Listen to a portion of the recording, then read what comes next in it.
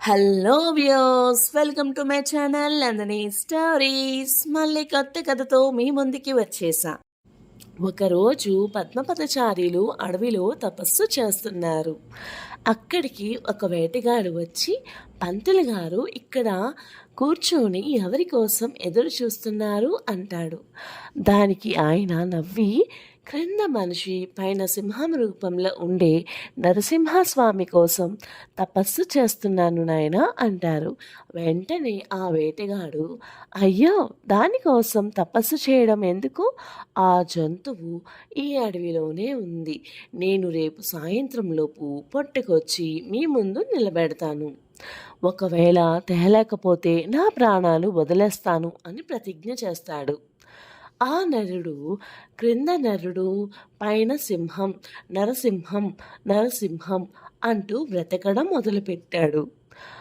మరుసటి రోజు సాయంత్రం అవుతుంది, కానీ ఆ మృగం దొరకదు.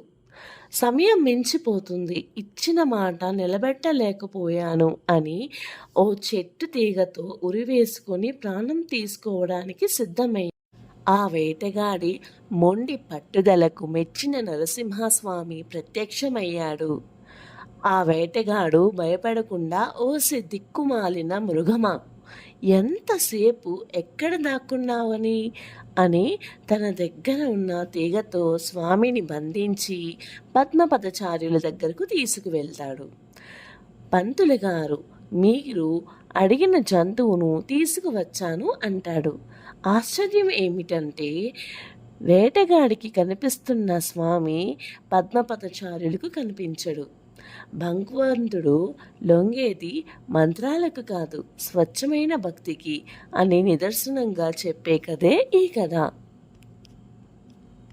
నా ఛానల్ మీకు నచ్చితే లైక్ చేయండి, షేర్ చేయండి, సబ్స్క్రైబ్ చేయండి.